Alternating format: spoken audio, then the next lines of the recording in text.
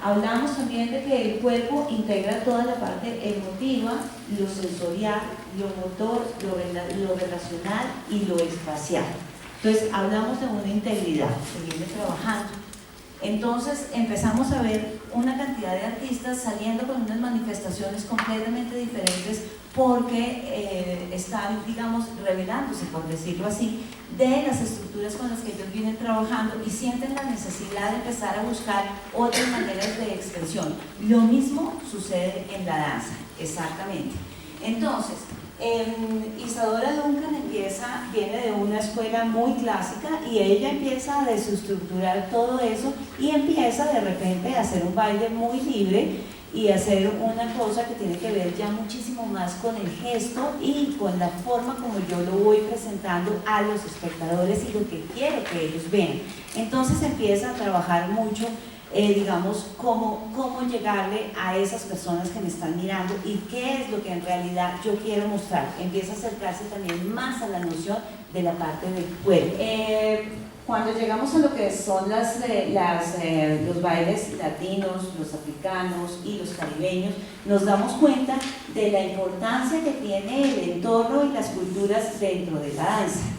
Empezamos a trabajar un tema de representación y de comunicación. Toda la danza, básicamente, que vamos a llegar a esto que es la representación. Veríamos del vals, todo eso. En el vals lo que estamos viendo y en el ballet y todo esto es una representación. En este momento el cambio que se presenta es hacia la comunicación. Entonces, ¿de qué manera nosotros vamos a empezar y de qué manera la danza empieza a comunicarse con los espectadores de una manera u otra? O hablemos más bien del movimiento del cuerpo, el cuerpo como tal. ¿Cuáles son esas influencias externas de las cuales nosotros tenemos que tener en cuenta cuando estamos presentando un espectáculo o cuando estamos trabajando directamente desde el cuerpo? El tango, por ejemplo, fíjense que es una danza que exige una postura completamente diferente a lo que venían las otras. O sea, el tango exige una actitud distinta, completamente distinta. Es muchísimo más atrevida, menos tímida que lo que puede ser un ballet. Digamos que la propuesta de la pareja debe ser muy distinta frente a lo que quieren ellos presentar y frente a lo que ellos quieren mostrar a partir de cuerpo. Entonces acá se empiezan a manejar diferentes tipos de gestualidades y eso hace que a los artistas que lo están haciendo entren en un contacto más directo con su cuerpo y que adicionalmente las personas que lo están viendo de alguna manera puedan comunicarse a partir de la emoción que ellos están generando, solamente a partir del gesto del cuerpo de ellos. El artista conoce su cuerpo y sabe hasta dónde llega su cuerpo para generar esos lazos, digamos, de convergencia dentro de los espectadores y dentro de lo que yo estoy realizando. Llegar a límites específicos para que de esa manera nosotros conozcamos hasta dónde puede llegar, o sea, hasta dónde podemos llegar generando en el escenario y van surgiendo nuevos métodos de comunicación a partir del cuerpo. La expresión de ellos es no solamente en la parte de la danza, sino también se acerca mucho al teatro.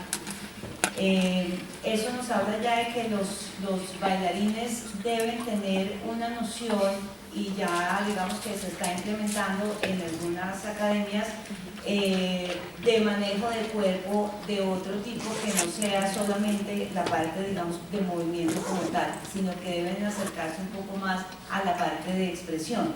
Entonces ellos generan como toda una historia de unos amantes y de la persona que se va y los ve, y bueno, es todo el desenvolvimiento de esta historia, pero lo que hacen también es generar o sea, cuando uno encuentra una historia de estas dentro de la danza, uno se da cuenta que uno se encuentra en muchos espacios de esa historia.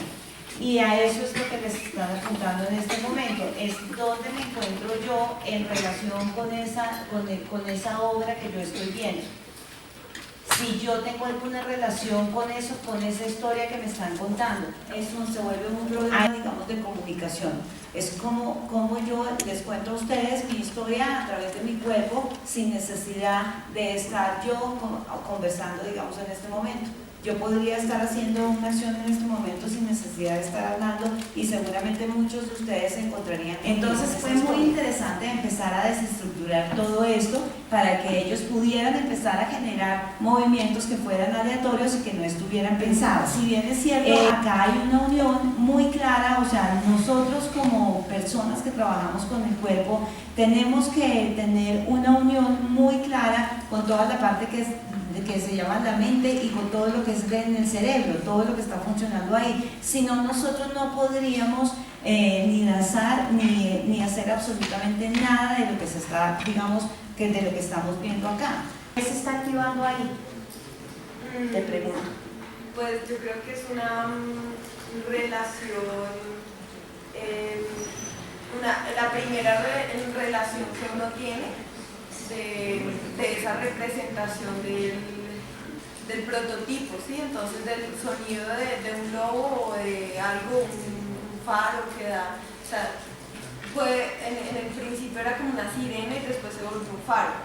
Entonces yo digo que es ese prototipo que tenemos de ese sonido que lo representamos. Con el agua lo mismo, con la voz femenina, que aparezca una mujer en la canoa. Eso fue que me dejé llevar por el prototipo y lo representé. Estos sonidos que te generaron unas memorias o una imaginación completamente diferente, o sea, digamos diferente en el sentido en que te imaginaste que la mujer estaba en la canoa, pero pues no estaba en la canoa, pero sí tiene relación con los elementos, digamos, que estaban. Entonces creo que se activan unas zonas del cerebro que de todas maneras hace, digamos, más importante ese nivel, digamos, de comunicación. Como muy irreal, por así decirlo. Al principio o sea, lo que yo empecé a imaginarme fue como una persona caminando sobre, no sé, la entrada, una playa. Sí. Pero como que transcurrió y me empecé a imaginar otras cosas diferentes. Entonces ya me imaginaba una niña con una sombrilla. Y cada vez que sonaba, es que no sé qué sonido era, pero era como unas olas, como llegada de agua. Cada vez que yo escuchaba eso, yo me imaginaba a la niña como en un espacio con una sombrilla. Y cada vez que pasaba eso era como si ella fuera muy rápido y lo esquivara. Entonces fuera el sonido de algo que ella esquivó. Ya después me imaginé, ya después como que se cayó, me imaginé como otra dimensión en la que la niña está en una burbuja. Se siente como si fuera una célula entre muchas células donde está ella.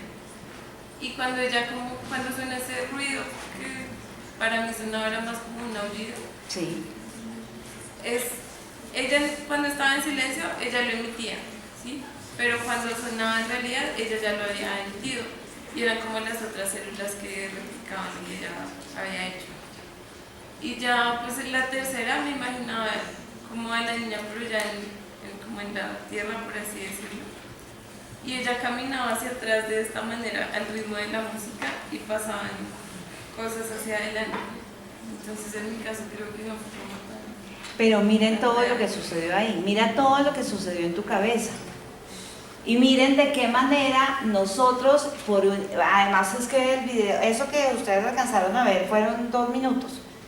O sea, miren de qué manera a partir de estímulos sensoriales logramos activar toda la parte de la imaginación. O sea, es absurdo. O sea, acá se abre un mundo, o sea, la propuesta en sí de la danza y del movimiento como tal es abrir un universo completo y nuevo de comunicaciones.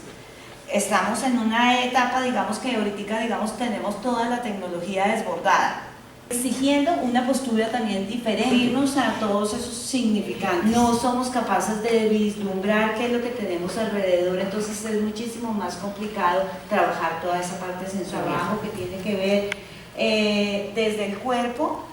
Hablando desde el cuerpo, se trabaja mucho con toda la parte de mente, de cerebro, empiezan ya a tener una conciencia completamente diferente de la forma con la que venían trabajando. Eso es lo que me parecía importante alrededor no solamente de la danza, sino del cuerpo y la historia de la danza y de cómo se une la danza con la música, con el arte, con la creatividad, con toda lo que hemos venido viendo a través del curso, como en la danza también lo podemos ver, cómo podemos ver ese rompimiento de las reglas, esa evolución del arte, ese cambio y esa desestructuración de alguna manera de los movimientos dentro de esa historia, y cómo pues el movimiento y la percepción del movimiento pues llevan también a cambios a nivel de los pensamientos, de las emociones, y esa relación, por ejemplo, también es la que se ha usado en la parte, digamos, práctica de la neuropsicología clínica con pacientes. La danzaterapia es, así como vimos parte de la musicoterapia como parte integral y como una de las fuentes más importantes, por ejemplo, para aliviar muchas veces pacientes, por ejemplo, con enfermedad de Alzheimer, que se evitan tratamientos utilizando la música adecuada. Entonces también la danzaterapia ha sido y es pues con pacientes psiquiátricos y con pacientes con enfermedad de Alzheimer, hay muchos programas que la están actualmente utilizando. La psicomotricidad y la danza a través del movimiento y de la emoción. Entonces, pues esta es una manera, digamos, de percibir esa relación del cuerpo y la danza